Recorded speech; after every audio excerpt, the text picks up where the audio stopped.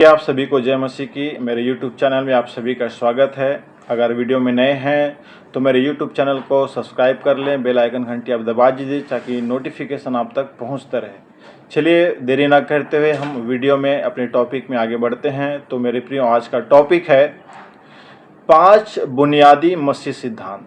5 बुनियादी मसीह सिद्धांत के विषय में हम जानेंगे।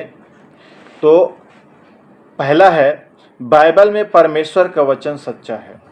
बाइबल में परमेश्वर का वचन सच्चा है, उसके लिए हम देखेंगे एक रेफरेंस, एक वचन देखेंगे।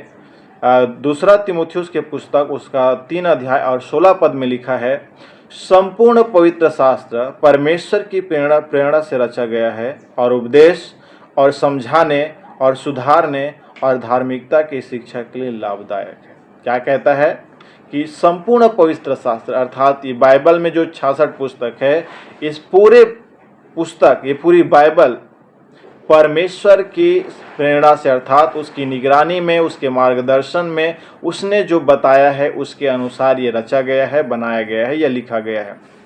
और उपदेश करने में और समझाने में और सुधारने में और धार्मिकता की शिक्षा के लिए क्या है, लाभदायक है। अर्थात परमेश्वर का वचन क्या है, सच्चा है। मेरे प्रियो, ये बाइबल का वचन, ये बाइबल परमेश्वर की प्रेरणा से, परमेश्वर की मार्गदर्शन से रचा गया, बनाया गया, लिखा गया। मेरे प्रियो, तो ये था पहला सिद्धांत। सिद्धांत नंबर 2 है, परमेश्वर 3 है, परमेश्वर 1 है। क्या कहता है कि परमेश्वर 3 है, परमेश्वर 1 है। तो कैसे समझते हैं? उत्पत्ति की पुस्तक 1 में 1 से 3 में अगर हम पढ़ेंगे तो आइए पढ़ते हैं। उत्पत्ति की अध्याय 1 का 1 से हम 3 में पढ़ेंगे। लिखा है, आदि में परमेश्वर ने आकाश और पृथ्वी की सृष्टि की। क्या कहते हैं? आदि में परमेश्वर ने आकाश और पृथ्वी की सृष्टि की। पृथ्वी बेडौल और सुनसान पड़ी थी और गहरे जल के ऊपर अंधियारा था। तब परमेश्वर का आत्मा जल के ऊपर मंडराता था। जब परमेश्वर ने कहा उजियाला हो, तो उजियाला हो गया। अर्थात यहाँ पे जो परमेश्वर है, आदि में परमेश्वर ने, यहाँ पे जो बात हो रही है ये इलोहिम परमेश्वर की बात हो रही है। इलोहिम का अर्थ है पिता, पुत्र और पवित्र आत्मा।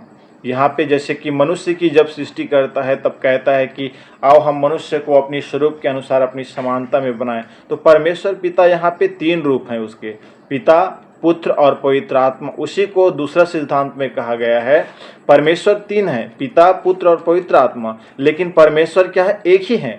तीनों एक ही हैं, लेकिन रूप, कार्य अलग अलग हैं। मेरे प्रियो, ये था दूसरा सिद्धांत। सिद्धांत नंबर 3, यीशु ही जगत का उद्धार करता है।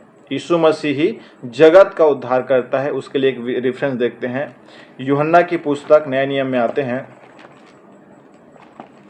उसका 3 अध्याय और 3 से 5 हम पढ़ेंगे। 3 अध्याय और 3 से 5 हम पढ़ेंगे, जिसमें लिखा है, यीशु ने उसको उत्तर दिया, मैं तुझसे सच सच कहता हूँ, यदि कोई नए सिरे से न जन्मे तो परमेश्वर का राज्य देख नहीं सकता। यीशु मसीह निकुदेमुस से कहता है, दृष्टांत में बातें करता है। प्रभु यीशु मसीह कहता है कि अगर कोई नए सिरे से जन्म नहीं लेगा तो वो परमेश्वर के राज्य को वो नहीं देख सकता है। निकुदेमुस ने उससे से कहा, मनुष्य जब बूढ़ा हो गया तो कैसे जन्म ले सकता है? निकुदेमुस नहीं समझ पाया कि यीशु मसीह क्या कह रहा था, लेकिन वो कहता है कि जब आदमी जब बूढ़ा हो जाता है तो वो कैसे फिर से जन्म ले सकता है, कैसे वो बच्चा बन के पैदा हो सकता है? क्या वह अपनी माता के गर्भ में दूसरी बार प्रवेश करके जन्म ले सकता है? वो सवाल करता है प्रभु यीशु मसीह से, क्या कोई बच्चा जो बूढ़ा हो चुका है अब वो फिर से अपने माता के गर्भ में आके क्या वो पैदा हो सकता है या जन्म ले सकता है? फिर यीशु मसीह ने उत्तर दिया, मैं तुझसे सच सच कहता हूँ, जब कोई मनुष्य जल और आत्मा से न जन्मे तो वह परमेश्वर के राज्य में प्रवेश नहीं कर सकता। यीशु मसीह यहाँ पे स्पष्ट कहता है मेरे प्रियो कि जब तक कोई भी व्यक्ति जो विश्वास में आता है, विश्वास में आने के बाद आप उद्धार पा गए, लेकिन वचन ये भी कहता है कि जब तक वो व्यक्ति आत्मा और जल से बपतिस्मा नहीं लेगा, उसी को कहा है कि नए जन्म, जब तक बपतिस्मा नहीं लेगा तब तक वो परमेश्वर के राज्य में प्रवेश नहीं करेगा, कहता है। तो ये था तीसरा सिद्धांत मेरे प्रियो। अब देखते हैं सिद्धांत नंबर 4, विश्वास से ही उद्धार है, कर्मों से नहीं। क्या कहता है? विश्वास से ही हमारा उद्धार होता है, अच्छे कर्म करने से उद्धार नहीं होता है। उसके लिए एक वचन देखते हैं, गलातियों की पुस्तक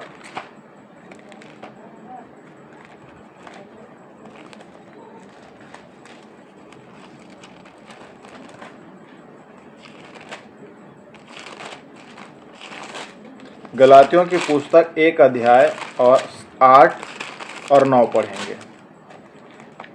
8 और 9 में लिखा है, परंतु यदि हम या स्वर्ग से कोई दूत भी उस सुसमाचार को छोड़ जो हमने तुमको सुनाई है, कोई और सुसमाचार तुम्हें सुनाए तो शापित हो। क्या कहता है? पौलुस लिखता है कि जो सुसमाचार पौलुस ने सुनाया है, उस सुसमाचार के अलावा अगर कोई और ही प्रकार के सुसमाचार आपको सुनाए तो शापित हो।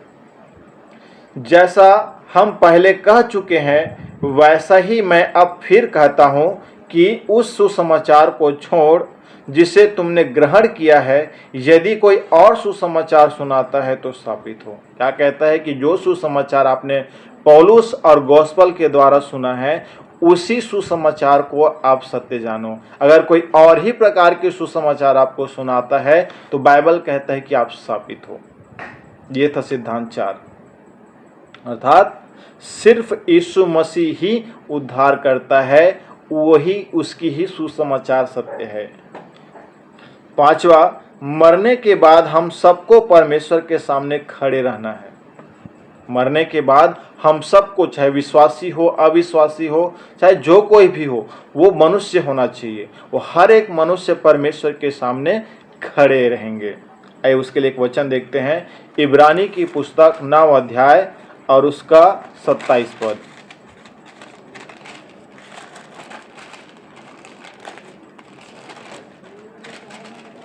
नौ के 27 में लिखा है, और जैसे मनुष्यों के लिए एक बार मरना और उसके बाद न्याय का होना नियुक्त है। क्या कहता है? कि जो मनुष्य एक बार इस संसार में पैदा हुआ है, उसकी मृत्यु निश्चित है, चाहे वो विश्वासी हो चाहे अविश्वासी हो, मरेगा ही।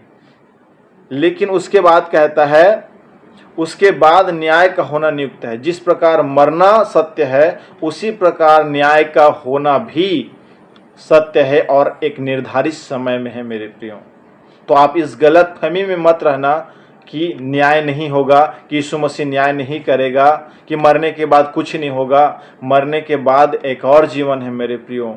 उस जीवन के लिए आपको मेहनत करना है, अर्थात उस जीवन, अनंत जीवन को पाने के लिए आपको मसीह में बने रहना है मेरे प्रियो। ये था मसीह का 5वां सिद्धांत, जो 5 बुनियादी मसीह सिद्धांत है मेरे प्रियो। अगर वीडियो अच्छी लगी हो तो मेरे YouTube चैनल को सब्सक्राइब करें, शेयर करें, लाइक करें, कमेंट में आमीन जरूर लिखें।